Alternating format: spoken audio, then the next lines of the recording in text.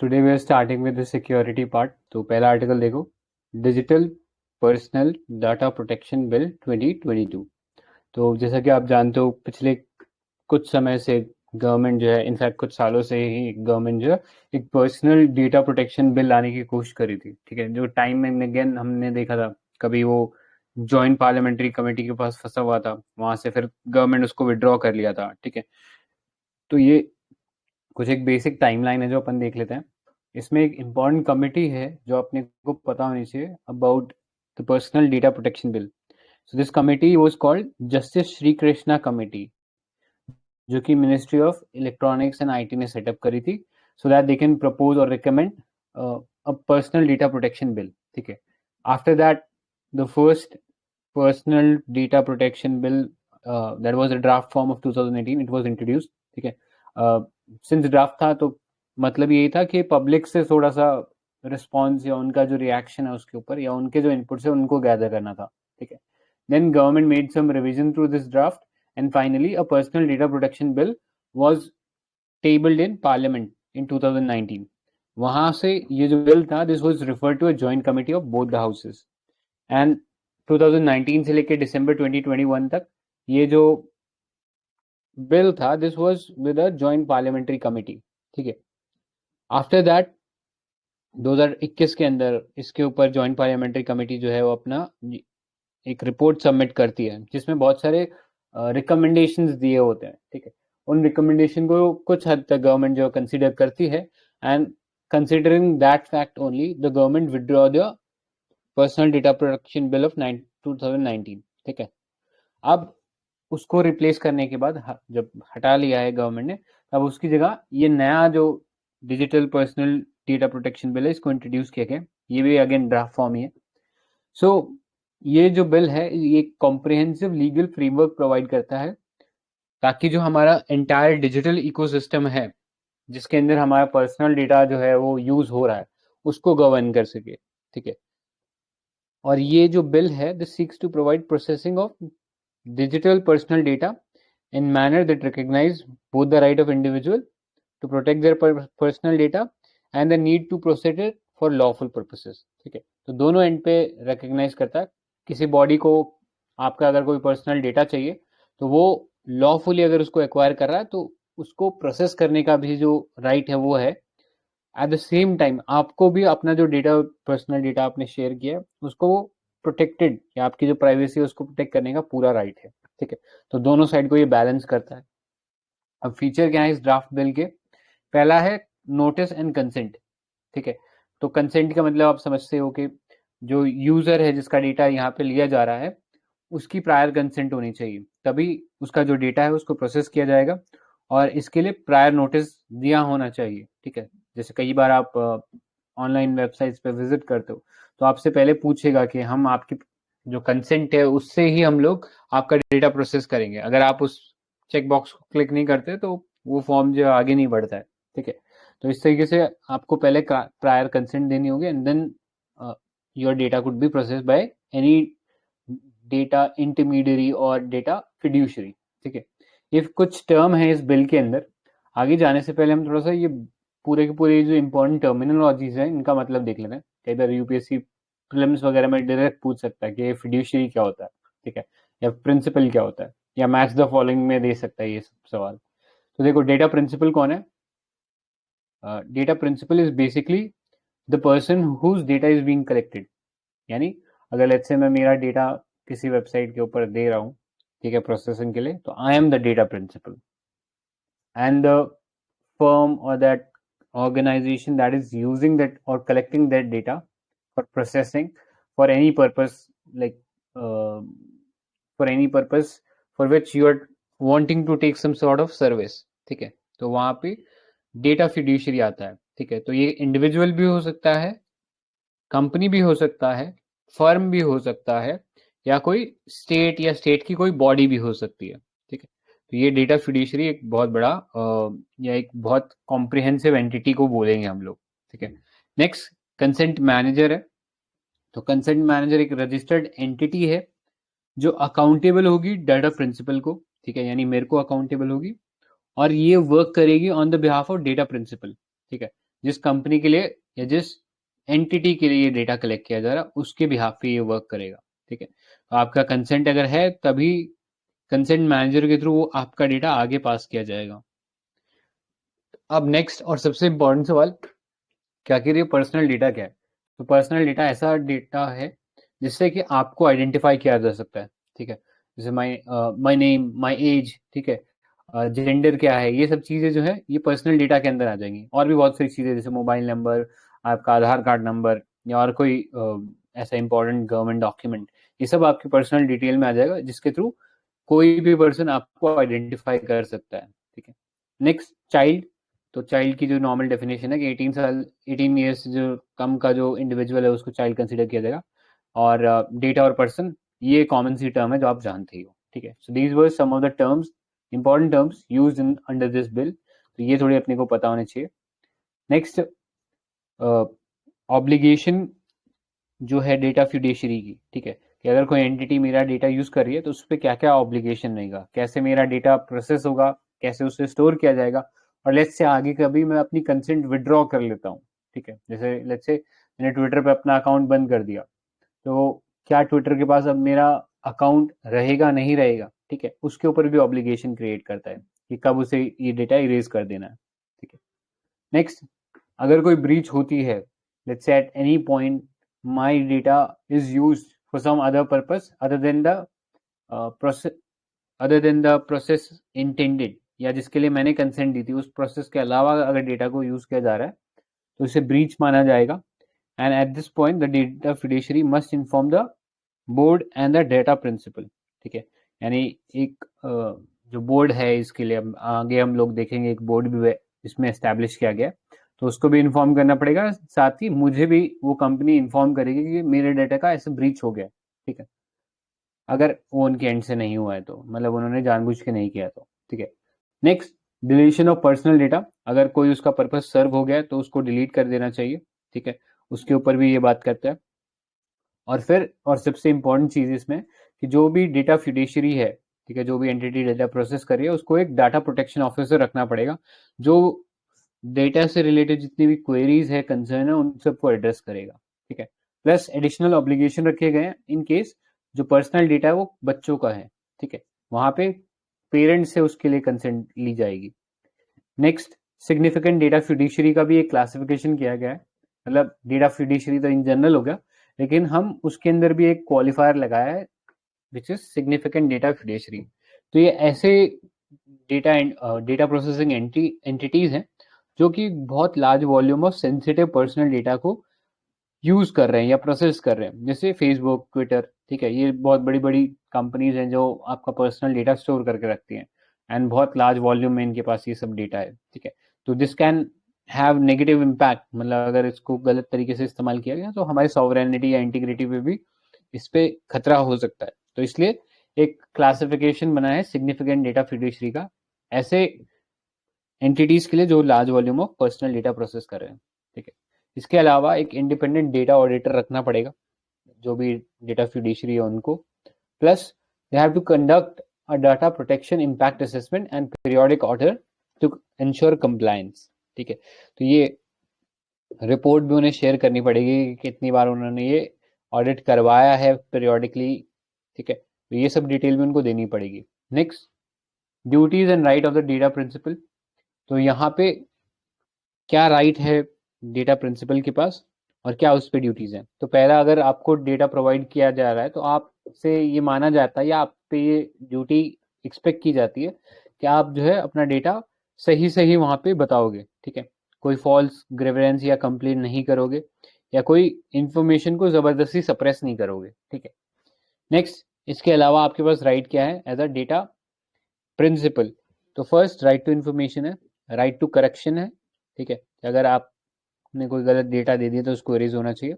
फिर इरेजर है और ग्रीवेंस रिड्रेसल है, यानी अगर आपका डेटा को गलत तरीके से इस्तेमाल किया गया है या उसको आपकी कंसेंट के बावजूद भी डिलीट नहीं किया गया है, ठीक है, तो उस केस के अंदर आपके पास ग्रीवेंस रिड्रेसल का भी एक प्रावधान है या प्रोविजन है इसमें। Next, establishment of data protection board जो कि ओवरसी करेगा compliance bye data fiduciary and data principles. Next, penalties imposed by board. तो bill proposes 6 types of penalty which extend to a maximum penalty of 500 crores. ठीक है, तो जो आप देख रहे हो कि पेनल्टी का जो लेवल है वो कितना बढ़ा दिया गया, जो कि सब्सटेंशियली एक इंक्रीमेंट है from the last personal data protection bill. ठीक है, तो ये थोड़ा सा इसमें ध्यान देने वाली चीज़ है कि उसमें जो क्वांटम है पनिशमेंट का या पेनल्टी का, उसको सिग्निफिकेंटली इंक्रीज कर दिया गया है. ठीक है, next, transfer of data outside India. तो कुछ सर्टेन कंट्रीज की लिस्ट नोटिफाई किया जाएगी जहां पे डेटा फिड्यूशरी जो पर्सनल डेटा है उसको ट्रांसफर कर सकता है, provided some terms and condition are met. तभी आप उसको ट्रांसफर कर सकते हो. तो थोड़ा सा अभी तक जो ये बिल पड़ा उसमें आप एक चीज नोटिस करोगे कि जो पहले डेटा लोकलाइजेशन के ऊपर जो बातें हो रही थी, लास्ट जो पर्सनल डेटा प्रोटेक्शन बिल था, वो सब चीजें इसमें से गायब कर दी गई हैं. यानी थोड़ा सा प्रो बिजनेस जो नया बिल है उसको बनाया गया, बिकॉज लास्ट टाइम जो बड़े बड़े टेक कंपनीज थे they were against data localisation. I hope सबको डेटा लोकलाइजेशन का तो पता ही होगा. सो ये थे इसके सिग्निफिकेंस. नेक्स्ट, अब इसका बात करते हैं एप्लीकेशन कहाँ है. तो this bill will apply to processing of digital personal data within the territory of India. Also अगर कोई पर्सनल डेटा इंडियन सिटीजन का इंडिया से बाहर प्रोसेस किया जाता है, ठीक है, तो उससे भी ये चीज लागू होगा. ठीक है, नेक्स्ट, कब ये लागू नहीं होगा, इन केस आपका जो डेटा है वो नॉन ऑटोमेटेड तरीके से कलेक्ट किया गया है या प्रोसेस किया जा रहा है. ठीक है, जैसे कभी आपने देखा होगा मैनुअल डेटा प्रोसेसिंग भी होती है, एक इंसान बैठ के वो सब काम कर रहा है. तो क्योंकि इस लेवल के ऊपर जो स्केल होगा या वॉल्यूम ऑफ डेटा होगा वो ज्यादा लार्ज नहीं है. ठीक है, प्लस इसमें आप एआई या बिग डेटा जैसे एनालिटिक्स का इस्तेमाल नहीं कर सकते, तो इसलिए नॉन ऑटोमेटेड प्रोसेसिंग पे कोई दिक्कत नहीं है. नेक्स्ट, ऑफलाइन कोई पर्सनल डेटा है या ऐसा कोई डेटाबेस है जिसकी 100 ईयर्स से ज्यादा की एग्जिस्टेंस है, तो वहां पे आप डेटा दे सकते हो without application of this bill. ठीक है, these are some of the places where this bill will apply to. Next, significance क्या है इस बिल की. तो सबसे पहले जो लास्ट एक इम्पॉर्टेंट जजमेंट था प्राइवेसी को लेके, आप सबको पता ही होगा, केस पुट्टास्वामी केस 2017, तो उस चीज को प्रॉपरली इम्प्लीमेंट करेगा. बिकॉज अभी तक जो लीगल फ्रेमवर्क था हमारे पास, जैसे कि इंडियन टेक्नोलॉजी एक्ट है, आईटी एक्ट जो है इंडिया का 2000 का, तो उसमें बार बार रूल्स आते रहते हैं. तो ये जो लेटेस्ट रूल्स थे 2011 के, ये बहुत हद तक इनएडिक्वेट थे. ठीक है, इनएडिक्वेट इन द सेंस कि ये डेटा प्रिंसिपल के ऊपर, जो आपका डेटा प्रोसेस कर रहा है उसके ऊपर प्रॉपर स्क्रूटनी या प्रॉपर ऑब्लिगेशन नहीं क्रिएट कर रहे थे. ठीक है, इनफैक्ट अभी तक जो लॉ था हमारे पास वो एक स्टैट्यूटरी बैकिंग की तरह रिकॉग्नाइज करता था your fundament your right to privacy. उसको एक स्टैट्यूटरी मीन से देखता था या एक स्टैट्यूटरी पॉइंट ऑफ व्यू से देखता था. लेकिन अब इस बिल के अंडर जो केस पुट्टास्वामी में बोला गया था कि privacy is a fundamental right, उस चीज को कहीं ना कहीं एड्रेस करने में हेल्प मिलेगी. Next, it does not apply to processing of personal data by the government. ठीक है, तो गवर्नमेंट ने बहुत सारे इसमें टर्म इस्तेमाल किए हैं जिसके थ्रू गवर्नमेंट की एजेंसीज जो है वो बिना ज्यादा किसी ऑब्लिगेशन के वो आपका डेटा प्रोसेस कर सकती है. ठीक है, वो सब डिटेल्स थोड़ा सा हम आगे देखेंगे, अभी के लिए इतना जान लो. नेक्स्ट, लिमिटेड अंडरस्टैंडिंग है कि कौन किस टाइप का डेटा को प्रोटेक्ट करना है. ठीक है, जो पिछला जो लॉ था उसमें ये कोई प्रॉपर अंडरस्टैंडिंग नहीं थी कि डेटा फिड्यूशरी का क्या रोल है और पर्सनल डेटा और नॉन पर्सनल डेटा में क्या डिफरेंस है, ऐसा कोई डिस्टिंक्शन नहीं था उनके अंदर. ठीक है, नेक्स्ट, जो कंसिक्वेंसेस थे अभी तक के जो पुराने लॉज हैं उनके अंदर वो बहुत मिनिमल थे. ठीक है, कि अगर डेटा का ब्रीच हो गया तो उसके ऊपर ज्यादा पेनल्टीज नहीं लगती थी. ठीक है, नेक्स्ट, अभी जो लेजिस्लेशन आया ये काफी कंडेंस्ड है compare to the previous one जो कि बहुत ज़्यादा लार्ज थे, वॉल्यूमिनस थे. तो ये बहुत ही ज़्यादा कंडेंस फॉर्म है. ठीक है, और रीडर फ्रेंडली है, यानी हर कोई इंसान इसको इजीली पढ़ सकता है, unlike the previous bill which was sort of a lawyers paradise, क्योंकि उसमें इतने ज़्यादा टेक्निकल इंफॉर्मेशन और इतना ज़्यादा वॉल्यूमिनस बना दिया गया था उसको. नेक्स्ट, ट्रांसपेरेंसी रिजीम रहेगा कि इंश्योर करेगा कि जो भी डेटा प्रोसेस किया जा रहा है वो लॉफुल, फेयर और ट्रांसपेरेंट तरीके से इंडिविजुअल को बताया जाए. ठीक है, next, it empowers individual in the sense that it provides or create obligation on the companies to provide information in 8 scheduled languages. ठीक है, 8 schedule में टोटल लैंग्वेजेस आप जानते हो, तो उन सब में कोशिश करनी कि आपको डेटा प्रोवाइड करना है या इन्फॉर्मेशन प्रोवाइड करनी है उन 8 लैंग्वेज, उन लैंग्वेजेस में जो कि 8 schedule में गिवन है। ठीक है, सो इससे ओवरऑल इजियर कंप्लायंस होगा। ठीक है, और एक और इसमें थोड़ी सी अच्छी चीज़ ये है कि जो प्रीवियसली जो लॉज थे पर्सनल डेटा प्रोटेक्शन बिल का जो ड्राफ्ट आया था उसमें डेटा लोकलाइजेशन की जो बात की गई थी उसको भी कहीं ना कहीं रिलैक्स कर दिया गया, इसीलिए इस बिल को थोड़ा प्रो बिजनेस बिल बोला जा रहा है। लास्टली और सबसे इम्पोर्टेंट चीज इसमें कि इस लॉ के अंदर पहली बार इंडियन लेजिस्लेटिव हिस्ट्री में पहली बार हर और शी शब्द का इस्तेमाल हो रहा है। ठीक है, हर और शी मतलब जो कि फीमेल को डिनोट करते हैं। ठीक है, तो जनरली इररिस्पेक्टिव ऑफ जेंडर जो जेंडर न्यूट्रल टर्म रहती थी उनकी जगह ही और शी का इस्तेमाल किया गया। ठीक है, सो ये कुछ सिग्निफिकेंस थे। अब आते कंसर्न्स क्या है इस बिल से रिलेटेड। ठीक है, तो पहला बिल जो है इम्पोज करता है ऑब्लिगेशन, लेकिन बिना किसी टाइमलाइन के। जैसे कि अगर आपका जो पर्सनल डेटा है उससे आपने कंसेंट विड्रॉ कर लिया है, ठीक है, उस डेटा को लेके, तो डेटा प्रिंसिपल जो है, सॉरी डेटा फिड्यूशियरी है, आपका डेटा कब तक डिलीट कर देगा, इसके ऊपर कोई डेडलाइन नहीं है। नेक्स्ट, बोर्ड एक कंप्लेंट के ऊपर कितना समय लगाएगा एडजुडिकेट करने में, इसमें भी कोई टाइमलाइन नहीं है। ठीक है, नेक्स्ट, आपका डेटा अगर पर्पस उसका फुलफिल हो गया है तो उस पर्सनल डेटा को कब तक डिलीट कर देना है, ऐसा भी कोई डेडलाइन डेटा फिड्यूशियरी के ऊपर नहीं है। ठीक है, नेक्स्ट, इंपॉर्टेंट क्रूशियल राइट इसमें मिस हो गए। जैसे एक सबसे इंपॉर्टेंट अगर डिजिटल राइट्स की हम बात करें तो एक राइट बोला जाता है राइट टू बी फॉरगॉटन। ठीक है, कि अगर आपका कोई इंफॉर्मेशन किसी कंपनी ने लिया है और आप चाहते हो कि वो इंफॉर्मेशन वहां से हट जाए, ठीक है, क्योंकि आप कंसेंट विड्रॉ कर रहे हो, तो ये right to be forgotten as a right नहीं रिकॉग्नाइज किया गया है इस वाले बिल के अंदर। ठीक है, plus right to data portability. ठीक है, कि आपका जो डेटा था पर्सनल डेटा जो कि स्ट्रक्चर्ड फॉर्म में आप किसी और को दे सको, ये भी अलाउड नहीं है इसके अंदर।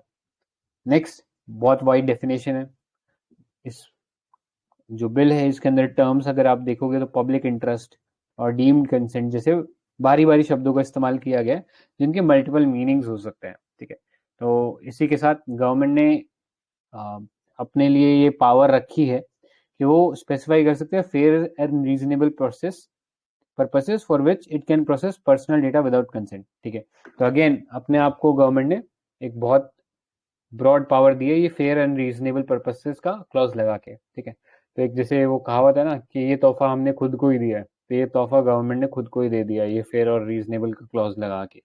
ठीक है, नेक्स्ट, कॉम्पोजिशन पावर्स और ऑफ द बोर्ड। तो अभी इस बिल में कुछ भी स्पेसिफाई नहीं किया गया कि ये जो बोर्ड सेटअप किया जाएगा इसमें कौन लोग होंगे, क्या इसकी स्ट्रेंथ होगी। ठीक है, और जिससे इसका जो पूरा इंडिपेंडेंस है वो थोड़ा सा शेडी है या थोड़ा प्रॉब्लमैटिक है। ठीक है, नेक्स्ट, लिमिटिंग पेनल्टीज। तो बहुत सारी पेनल्टीज को कम कर दिया गया है। ठीक है, जो सीवियरिटी एंड नॉन कंप्लायंस को उस चीज को थोड़ा कम कर दिया गया और बोर्ड में choose to close the inquiry. ठीक है, कि अगर किसी पॉइंट पे बोर्ड को लगता है कि ये चीज ठीक नहीं है तो वो क्लोज भी कर सकता है इंक्वायरी को। And these are some of the issues that need to be address. Plus wide set of exception दिए गए हैं कि कैसे कैसे सेंट्रल गवर्नमेंट जो है एग्जाम कर सकती है किसी डेटा फिड्यूशरी को from the provision of this bill. ठीक है, जो हमने ऊपर भी देखा था। अपार्ट फ्रॉम दैट, अभी तक जो भी इसमें टाइमलाइन दिया गया है वो कहीं पे भी प्रॉपर टाइमलाइन नहीं है इनफैक्ट। ठीक है, और बहुत सारे चीज़ों के अंदर जो इन्फॉर्मेशन है वो प्रॉपरली नहीं दी गई है। ठीक है, जैसे बहुत सारे ऐसे टर्म्स का इस्तेमाल किया गया like as may be prescribe. ठीक है, कि गवर्नमेंट को जब भी ठीक लगेगा वो प्रिस्क्राइब कर देगी। तो बहुत कह सकते हैं लूप होल्स अभी इस बिल में है, या कंप्लीट लॉ ये पूरी तरह बना नहीं है अभी तक। ठीक है, तो ये सब चीज़ें आप इसमें ऐड कर सकते हो। सो विद दैट ये कुछ इश्यूज थे जो इसके साथ हैं। अब वर्ल्ड के अंदर कुछ इम्पोर्टेंट डेटा प्रोटेक्शन को लेके मॉडल है जिसमें सबसे इम्पोर्टेंट है ईयू का जनरल डेटा प्रोटेक्शन रेगुलेशन, जिसको शॉर्टली जीडीपीआर बोलते हैं। ठीक है, वर्ल्ड के अंदर एक लैंडमार्क डेटा प्रोटेक्शन मॉडल है जो यूरोप का है, और इसको यूपीएससी ने 2-3 बार प्री के एग्जाम में भी पूछा हुआ है। ठीक है, तो आप ये वाला थोड़ा सा लॉ देख लेना। इसके अंदर right to privacy comprehensively backed है जीडीपीआर के अंदर by both government and the private entities, ठीक है, जो कि हमारा जो अभी पर्सनल डेटा प्रोटेक्शन बिल है उसमें नहीं है, तो इस चीज़ को एड्रेस करने की ज़रूरत है। नेक्स्ट यूएस वगैरह का मॉडल है, but those are not very important, ठीक है। अपने को ईयू का थोड़ा सा ध्यान रख लेना, क्योंकि यहाँ पे पर्सनल डेटा प्रोटेक्शन और राइट टू प्राइवेसी जैसे इंपॉर्टेंट टर्म्स की बात होती है। So with that we come to an end. अभी तक जो पढ़ा पर्सनल डेटा प्रोटेक्शन लॉ के अंदर, उसमें किसी को कोई डाउट है या कोई एडिशन करना है तो आप कर सकते हो अभी, ठीक है। किसी को कोई डाउट नहीं है तो let's move ahead. The next topic was terrorism and money laundering. Terrorism and money laundering, so ये रिसेंटली न्यूज में था बिकॉज 18th एंड 19th नवंबर को there was a third ministerial conference on NMFT. तो उसका टाइटल था countering financing of terrorism, no money for terror. So ये हमें पता होना चाहिए कि ये कौन करता है। So like we know NIA is under ministry of home affairs. तो ये कॉन्फ्रेंसेस भी मतलब हमारे इंडिया में मिनिस्ट्री ऑफ होम अफेयर्स ने मतलब ऑर्गेनाइज किया था या फिर होस्ट किया था। तो ये एनएमएफटी था वो जो 2018 में चालू हुआ था। It was an initiative of French government. So 2018 में उनका जो कॉन्फ्रेंस था वो पेरिस में हुआ था। 2019 में it was held in Melbourne Australia, and 2020 में इंडिया करने वाला था, बट कोविड के कारण वो पोस्टपोन कर दिया। Okay, so it was a third ministerial conference November 2022। So now let's see terrorism and money laundering में क्या डिपेंडेंस है या फिर क्या रिलेशन है। So this definition is very important because this definition is by FBI, so Federal Bureau of Investigation, USA. So it is an unlawful use of force or violence against the person or property to intimidate or coerce a government or its citizens to further a certain political or social objective. So a definition important. It can be used as a direct introduction in terrorism related question. Next, we come to a definition of money laundering. So, money laundering is a process of making proceeds of criminal activity appear to have been legally obtained. So, money laundering की cycle होती है. There are 4 steps. First is illicit activity. Second is placement of that money. Third is layering, and fourth is integration. So, placement as in whatever money that you have from the illicit activity, that is called as dirty money, you put it into a financial system. उसके बाद आप वो money layer करते हो. So by layering it is you have multiple transaction, multiple transfer of the money, and then after that so basically यहाँ पे example दिया है कि you have money in bank account of company X, and तो ये money हम offshore bank में transfer करेंगे and we will loan it to some company Y. Okay, then company Y हमें फिर से जो इंटरेस्ट के साथ पेमेंट करेगा, and after some time we won't realise कि कौन सा मनी डर्टी मनी था एंड कौन सा money white money in a way है. And then we have to integrate that money into like purchasing the luxury items, and after a long time you can again use that money or those luxury assets into another illicit activity, so it can be a cycle. So this was money laundering. So now let's see the linkages between terrorism and money laundering. So both are similar activities in a way because both try to hide their sources of funds from the state authorities. So according to the estimates by IMF and World Bank, so there are around the world around $2 to $4 trillion every years are laundered globally. Okay, so IMF का exact data ये बोलता है कि 2 to 5% of world GDP, that is in money laundering. Okay, second, there is a symbiotic relationship. So like I said now, in money laundering there are channels. So after a certain amount of time those channel robust हो जाते हैं वो, and again terror organizations also start to use these channels because nobody is paying attention to those. So that's why terrorists also exploit these channels of wealth. Okay, and in a way they legalize these proceeds. And then let's see the distinctions between terrorism and money laundering. So एक simple distinction है कि terrorism को दोनों भी sources में fund कर सकते हैं हम, by lawful sources and unlawful sources. And money laundering में there is only unlawful sources. Okay, so that's the difference. So ये अच्छा एक फ्लो चार्ट हम बना सकते हैं एग्जाम में। टेररिस्ट एक्टिविटीज को जो टेररिस्ट फंड्स चाहिए वो दो वे से आता है, that is lawful sources and unlawful sources. Unlawful sources also comes in two ways, that is proceeds of crime and जो मनी लॉन्ड्रिंग के बाद जो डिस्गाइज्ड मनी होता है, we can also converted white money. तो these two can be unlawful sources of money. तो and then we have whatever criminal activities are there, उसका जो भी प्रोसीड्स होता है by keeping it into a money laundering process, we can get this disguised money. So ये हम flowchart बना सकते हैं. Now but why are we how are they moving the terrorist fund? तो इसके लिए चार मेथड, जनरली चार कैटेगराइजेशन किए उन्होंने. First is transfer through banks. So bank में क्या किया जाता है कि there is a track of money that you transfer through bank. But ये क्या करते हैं कि लेजिटिमेट मनी बहुत बड़े अमाउंट में डालते हैं एंड उसके साथ छोटा सा इलिसिट एक्टिविटी का मनी डाल देते हैं, so that it is very difficult to distinguish between to what is the legitimate source and unlegitimate source. Then second is money value transfer. So basically जो भी रेमिटेंसेस होते हैं वो क्रॉस बॉर्डर हम फंड कर सकते हैं via transfer activity. So whatever in Middle Eastern countries, generally it is said that कि जो भी remittances पाकिस्तान, अफगानिस्तान या फिर ऐसे जगह पे जाते हैं, these are remittances. Then we have physical transportation of cash. So basically by smuggling and trade of commodities. So commodities like oil, charcoal, diamonds, gold and narcotics. तो ये सारे भी physical transportation of cash में आते हैं. And again new methods like new technologies like cryptocurrency and wallets. So let's see what are the efforts that have been made to counter terror financing. So UNSRC का दो resolutions थे, 1267 and 1373. Then there was Delhi Declaration of CTC, that is Counter Terrorism Committee. We know FATF. So FATF was established in 1989 by G7, and recently it was in news because Pakistan को निकाल दिया grey list, right? So yeah. Now again there was terrorism prevention branch of United Nations Office of Drugs and Crime.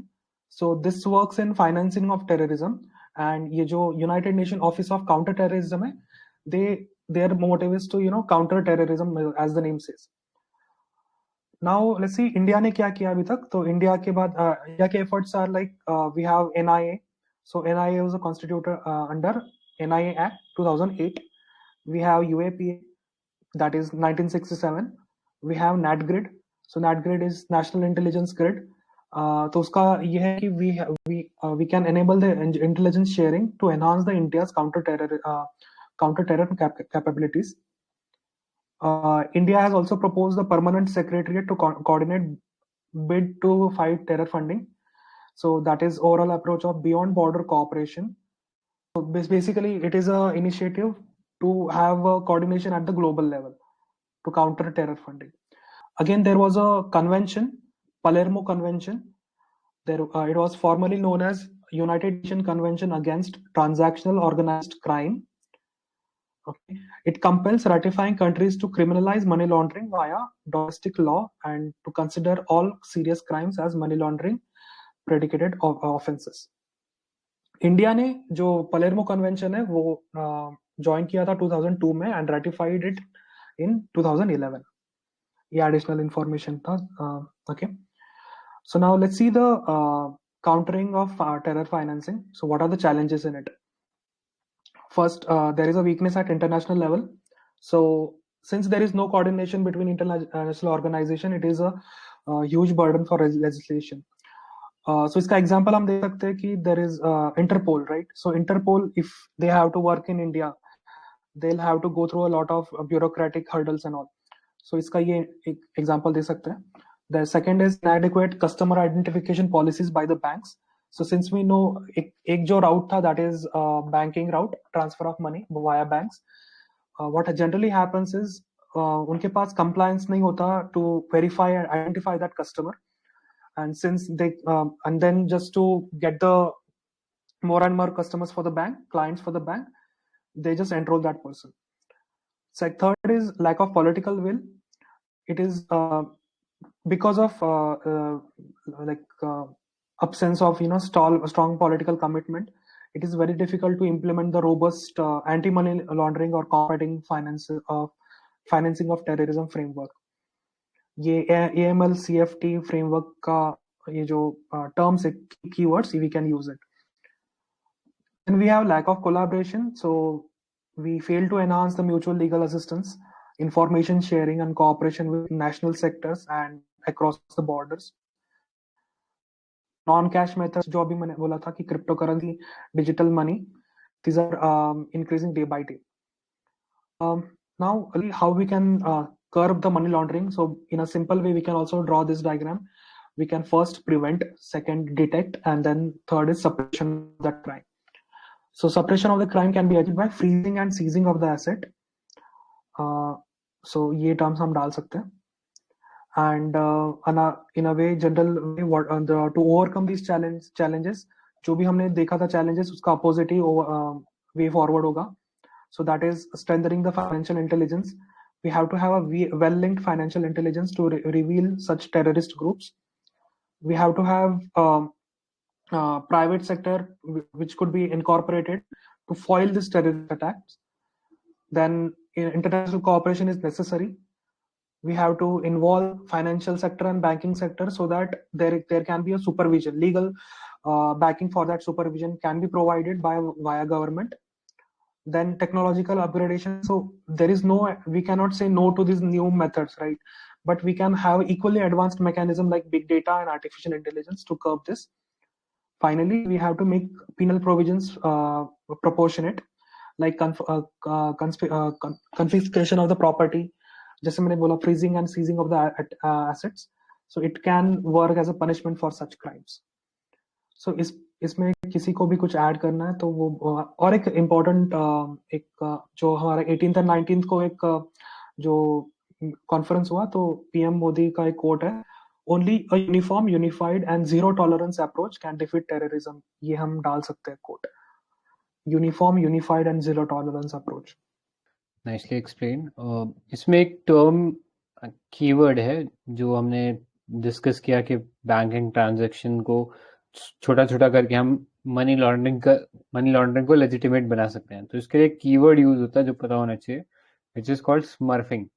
ठीक है, कि आप बहुत बड़ा जो ट्रांजैक्शन है उसको छोटे छोटे ट्रांजैक्शंस में बांट देते हो. ठीक है, और फिर उसके थ्रू आप इजीली उसको अनडिटेक्टेबल या अनट्रेसेबल बना देते हो. ठीक है, तो मनी लॉन्ड्रिंग का और ग्लोबलाइजेशन से कैसे वो और इम्प्रूव हुआ है, ठीक है, मनी लॉन्ड्रिंग, तो उसमें ये स्मर्फिंग का टेक्निक जो है आप डाल सकते हो. प्लस जो रिसेंटली बात चल रही है क्रिप्टो करेंसीज की कि वो कैसे मनी लॉन्ड्रिंग में यूज हो रहे हैं, these are some of the aspect कि आपको ये भी दिखाना पड़ सकता है कि ग्लोबलाइजेशन या टेक्नोलॉजी कैसे इस चीज को एड कर रही है मनी लॉन्ड्रिंग को. ठीक है, तो ये वाले पॉइंट्स आई थिंक उसमें ऐड हो सकते हैं. बाकी पलेर्मो कन्वेंशन थोड़ा सा याद रखना, दिस इज वेरी इंपॉर्टेंट. जब भी आप आंसर लिखो मनी लॉन्ड्रिंग से रिलेटेड तो इस टाइप के अगर कीवर्ड आपके आंसर में रहेंगे पलेर्मो कन्वेंशन जैसे, तभी आपका आंसर स्टैंड आउट कर पाएगा बाकियों से. ठीक है, अदरवाइज तो वो जनरल पॉइंट्स तो सभी लिख के आएंगे. ठीक है, ऑलराइट, तो आगे चलते हैं नेक्स्ट टॉपिक पे. 4.3, दिस इज क्राउड मैनेजमेंट. ठीक है, अभी रिसेंटली बैक टू बैक कुछ ट्रेजेडीज हुई थी across India also and across the world also, like in Seoul during a Halloween event, more than 150 people died. Then again in Indonesia एक football match चल रहा था जहाँ पे 100 से ज्यादा लोग मर गए थे. Similar thing in India also happened, Morbi Gujarat के अंदर, जहाँ पे एक पुल टूटने की वजह से कई लोगों की मौत हो गई थी. ठीक है, तो इस सेंस में ये जो क्राउड मैनेजमेंट का जो पूरा टॉपिक है ये हमारे लिए इम्पोर्टेंट हो जाता है. तो क्राउड मैनेजमेंट जैसे कि आप जानते हो, simply it means a public security practice जहाँ पे क्राउड्स को प्रॉपरली मैनेज किया जाता है ताकि कोई भी फाइट, राइट्स या क्राउड क्रैशेस ना हो. ठीक है, तो जनरली जैसे सियोल जो ट्रेजेडी थी अगर उसकी बात करें तो वहाँ पे बेसिकली जो क्राउड था वो इतना ज्यादा एक दूसरे के अगेंस्ट कंप्रेस हो गया था कि they people were not able to inflate their lungs. ठीक है, वो लंग्स को प्रॉपरली ब्रीदिंग के लिए इस्तेमाल ही नहीं कर पा रहे थे और हवा की कमी की वजह से दे डाइड ओवर दैट. ठीक है, इसके अलावा स्टैम्पीड्स देखने को मिलती है कि कोई रॉन्ग इन्फॉर्मेशन कम्युनिकेट हो गया और स्टैम्पीड हो गया उसकी वजह से. ठीक है, तो जनरली ये जो क्राउड बेस्ड डिजास्टर रहते हैं, इनके पीछे कुछ फैक्टर्स हो सकते हैं, जैसे स्ट्रक्चरल फेलियर या इंफ्रास्ट्रक्चर फेलियर। तो इसका एग्जांपल मोरबी का ब्रिज ले सकते हो। एक मच्छू रिवर जो थी उसके ऊपर ये ब्रिज बना था, वो कोलैप्स हो गया और उस पर खड़े जो लोग थे दे फेल इनटू द रिवर, ठीक है, एंड डाइड। तो ये स्ट्रक्चरल फेलियर था। कई बार फायर और इलेक्ट्रिसिटी से भी इस टाइप के इवेंट्स देखने को मिलते हैं, ठीक है, कि समय पर फायर एक्सटिंग्विशर नहीं मिला या फिर कोई फायर एग्जिट नहीं था जिसके चलते स्टैम्पिड हुआ या जो एक्सीडेंट डिजास्टर था उसमें लोग मर गए। नेक्स्ट, सिक्योरिटी के इंतजाम नहीं होते, ठीक है। India being one of the largest, in fact the largest country, ठीक है, because some surveys put India ahead of China also, ठीक है। तो इतनी लार्ज पॉपुलेशन, तो उसका मैनेजमेंट हमें करना पड़ेगा। तो उसके लिए प्रॉपर सिक्योरिटी डिप्लॉयमेंट होना चाहिए, एक सर्वेलेंस होनी चाहिए, प्रॉपर इफेक्टिव वायरलेस सिस्टम होना चाहिए पुलिस वगैरह के पास, ताकि वो प्रॉपरली क्राउड को कंट्रोल कर सके। नेक्स्ट, पुअर कोऑर्डिनेशन देखने को मिलता है स्टेक होल्डर के बीच में। डिफरेंट स्टेक होल्डर्स लाइक जिनका रिस्पॉन्सिबिलिटी है वो इवेंट कराने का, कम्युनिकेट करने का, मीडिया का, ठीक है, इन सब का आपस में कोऑर्डिनेशन नहीं रहता, जिसकी वजह से इस टाइप के हादसे हो जाते हैं। एंड लास्टली, क्राउड बिहेवियर, ठीक है। तो कई बार क्राउड जो होता है वो अनरूली हो जाता है, ठीक है, और कहीं ना कहीं वो भी एक ट्रेजेडी को पुश कर सकता है, ठीक है।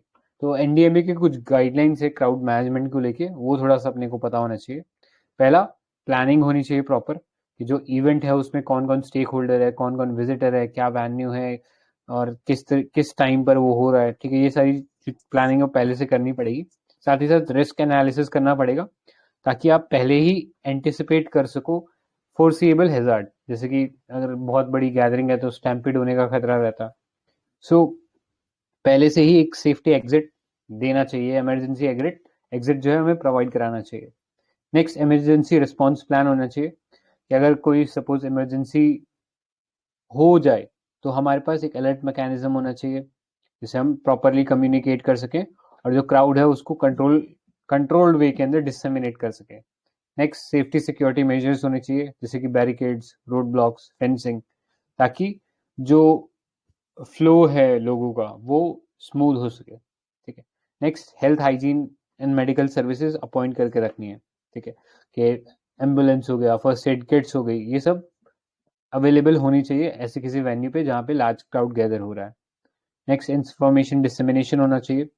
Government administration, security agencies, NGOs, media, इन सबको जो इंफॉर्मेशन है ऐसे इवेंट के बारे में वो कम्युनिकेट करनी चाहिए, ताकि वो इंश्योर कर सके कि जो क्राउड गैदर हुआ है वो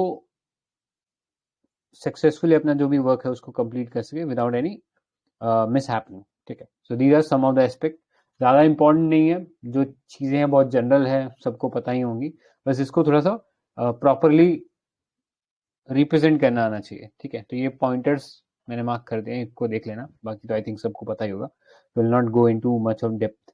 नेक्स्ट पार्ट पे चलते हैं, news in short. So Himangi ma'am, आप करना चाहोगे इसको? Yes, sir. I'll be doing it. But before that, am I clearly audible? Yes, ma'am. Okay, sir. So, good evening to all.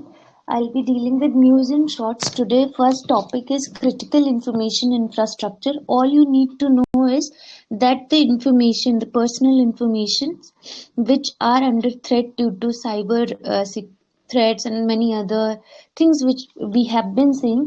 तो उसमें से एक और एजेंसी को ऐड कर दिया गया है, वो है हमारा नेशनल पॉपुलेशन रजिस्टर।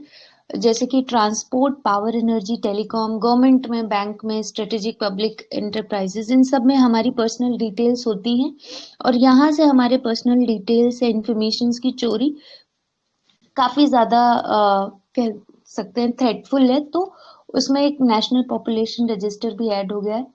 ये जो नोटिफिकेशन है इसमें वही आपकी अनऑथराइज्ड एक्सेस होगा डेटा का, और जो भी अगर ये अनऑथराइज्ड एक्सेस कर रहा है बिना कंसेंट के, बिना पार्टी को इन्फॉर्म किए कि हमें ये डेटा चाहिए, तो वो पनिशेबल ऑफेंस होगा for up to 10 years imprisonment होगा। तो क्रिटिकल इंफॉर्मेशन इंफ्रास्ट्रक्चर को हम क्रिटिकल इंफ्रास्ट्रक्चर भी कहते हैं। ये फिजिकल या साइबर बेस्ड सिस्टम होता है और ये थ्रेट है नेशनल सिक्योरिटी के लिए, इकोनॉमी, पब्लिक हेल्थ या सेफ्टी के लिए। और CII is declared by government under Section 70 of Information Technology Act 2000. This needs to be kept in mind. क्या threats हैं CI को? आपके नेचुरल भी हैं, ह्यूमन कॉज्ड, एक्सीडेंटल भी हैं। Measures to protect CI, national critical information infrastructure protection centre, ये nodal agency है जो सभी मेजर्स को लेगा ताकि ऐसे इंफ्रास्ट्रक्चर्स को हम प्रोटेक्ट कर सकें डेटा टैपिंग से। Indian computer emergency response team, जिसको कि famously we know through CERT in, ये नोडल एजेंसी है आपकी जो कि रिस्पॉन्ड करती है कंप्यूटर सिक्योरिटी इंसिडेंट्स के मामले में। National cyber security coordinator, this is to coordinate with different agencies at national level for cyber security matters. And then there is National Cyber Security Policy 2013. It will be building a secure and resilient cyberspace. So this was all about it.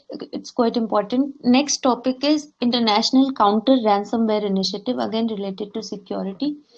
So CRI has decided to deepen its institutional collaboration. तो अभी grouping 36 countries की है, इसमें India भी part है and European union that. और इनका जो एम रहेगा इस कोलैबोरेशन का, it will be disrupting the ransomware attacks and strengthen international cyber security agenda. So this was all about it.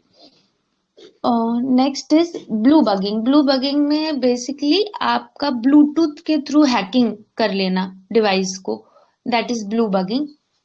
और इसको प्रिवेंट करने के लिए आप ज़्यादा से ज़्यादा ये करें कि अपने ब्लूटूथ को ऑफ करें जब यूज में नहीं हो, और पब्लिक वाईफाई का कम से कम यूज करें, डिवाइस को अपडेटेड रखें। Next is high energy laser system. तो SFA टेक्नोलॉजी है, इन्होंने पार्टनर किया है DRDO के साथ, और ये हाई एनर्जी लेजर सिस्टम को डेवलप करने वाले हैं। ये कोलैबोरेशन DRDO के centre for high energy system and sciences के साथ हुआ, जिसको कि हम CHESS बोलते हैं अब्रीविएटेड फॉर्म में। And they are going to develop a 2 kilowatt single mode continuous wave fibre laser. CHESS एक डिफेंस लैब है जो कि DRDO के अंडर आती है, और इस लैब में आपका रिसर्च वर्क होता है इस हेल्थ पर, हाई एनर्जी लेजर सिस्टम पर। हेल्थ के बारे में जान लेते हैं। तो हेल्थ एक वेपन है जो कि एमिट करेगा थर्मल एनर्जी ताकि डायरेक्टली रेंडर कर सके टारगेट को ineffective without using a conventional munition. Munition मतलब ये मिलिट्री सप्लाईज जो होते हैं, आर्म्स एंड एम्यूनिशन से म्यूनिशन वर्ड है। They could affect targets across the domains of air, ground, sea and space. HELS एक laser weapon like I told, and it belongs to directed energy weapon DEW. ये काफी important term है security के मामले में. So let's see. DEW is an umbrella term covering technologies that produce a beam of concentrated electromagnetic energy or atomic or subatomic particles. क्या advantages रहेंगे DEW के? अगर हम इसको फॉलो करते हैं तो आपका स्टेल्थ लाइक परफॉर्मेंस होगा, मतलब बहुत ही क्वाइट और इनविजिबल बीम्स होंगी, पता भी नहीं चलेगा और टारगेट पर जाके इफेक्ट करेगा। प्रेसिजन टारगेटिंग होगी, मतलब एक्यूरेसी में कोई कमी नहीं आएगी। लो कॉस्ट है पर शॉट। स्पीड ऑफ लाइट का जो एंगेजमेंट होगा इससे आपकी फास्टर ट्रैकिंग होगी। So these are the advantages of DEW directed energy weapon. Now weapon ये जो है इसको इंडिया डेवलप कर रही है directionally unrestricted ray gun array, Durga 2 के नाम से इसको जानते हैं। और भी ऐसे प्रोजेक्ट्स हैं, काली, तो अगर ऑप्शन में आ जाता है काली दुर्गा, तो ये आपका वेपन है DRDO के साथ कोलैबोरेट करके बनाया जा रहा है। Next is submersible platform for acoustic categorisation and evaluation space. This is also important. State of the art testing and evaluation facility, इसको लॉन्च किया DRDO ने सोनार सिस्टम को डेवलप करने के लिए। सोनार सिस्टम क्या होता है? एक तरह का साउंड नेविगेशन सिस्टम होता है under sea, which is helpful for exploring your mapping the ocean. कैसे करते हैं? जब साउंड वेव्स ट्रेवल करते हैं, as we know that sound waves travel farther in water than comparative to your radar and light waves. That is why we are using sonar. Space मतलब कि submersible platform for acoustic categorisation and evaluation एक तरह की facility है जो कि specially design की गई सबमर्सिबल प्लेटफॉर्म के लिए। इससे आपकी जो डेप्थ है वो 100 मीटर्स तक लोअर डाउन कर सकते हैं। Space will be mainly utilised for evaluating your sonar system. इससे आप क्विक डिप्लॉयमेंट कर सकते हो, इजी रिकवरी कर सकते हो अपने साइंटिफिक पैकेजेस की, और सेंसर्स और ट्रांसड्यूसर्स मीन्स जो आपकी एक एनर्जी सिग्नल को दूसरे एनर्जी में कन्वर्ट करता है। And I hope you all are aware of the term sensors. Next is Rohini 200 rocket. तो रोहिणी 200 साउंडिंग रॉकेट है इसरो का। ये 200th कॉन्जिक्यूटिव सक्सेसफुल फ्लाइट रही है इस रॉकेट की, इसलिए रोहिणी 200। साउंडिंग रॉकेट्स को यूज किया जाता है साइंटिफिक कम्युनिटी के द्वारा, जो कि कैरी करते हैं एक्सपेरिमेंट्स ऑन मीटीरियोलॉजी एंड एस्ट्रोनॉमी, जो कि स्पेशली आपके स्पेस फिजिक्स से बिलोंग करती हैं। जो पहली साउंडिंग रॉकेट हुई थी लॉन्च इंडिया से, वो अमेरिकन नाइकी अपाचे इन 1963 थी। इसरो ने जो अपनी खुद के वर्जन की लॉन्च की थी उसका नाम था रोहिणी 75, RH-75। 1967 में उसको पहली बार लॉन्च किया था। RH-200 is a solid motor powered expandable rocket capable of climbing up to a height of 70 kilometers. Not that important. Let's see the exercises in news. This is important. तो India Pacific Endeavour 2020 ये एक maritime partnership exercise है between your Australian navy and Indian navy. Garud Shakti bilateral joint training exercise है India और Indonesia के बीच। Please keep this one in mind that Garud is a joint air force exercise between India and France. Garud Shakti and Garud, two different things. So please have this difference in mind. युद्ध अभ्यास 2022 ये annual India US exercise है, और Harimau Shakti annual training है India और Malaysian army के बीच। Next is errata. So all you need to know is that ये कलेक्टिव सिक्योरिटी ट्रीटी ऑर्गेनाइजेशन में उज्बेकिस्तान मेंबर नहीं है। बाकी आपके ये जो Belarus, Russia, Kyrgyzstan, Tajikistan, Kazakhstan, Armenia, ये सब आपके कलेक्टिव सिक्योरिटी ट्रीटी ऑर्गेनाइजेशन के मेंबर हैं। So this was all about it. With this we come to an end of security part. Thank you. Okay, nicely explained. ये एराटा वाला part देख लेना। ये लास्ट जो मैगजीन आई थी विजन का, जो सिक्योरिटी मैगजीन हमने डिस्कस किया था, वहाँ पे ये एरर हो गया था, ठीक है, विजन की मैगजीन के अंदर। तो उस चीज़ को करेक्ट कर लेना। उज्बेकिस्तान उसका पार्ट नहीं है, CST होगा, ठीक है। Alright, so with that we come to an end of the security part of this magazine of vision. So next topic अब हम लोग करेंगे, that is environment, ठीक है। तो आज के लिए सेशन को यहीं एंड करें। We'll do environment tomorrow.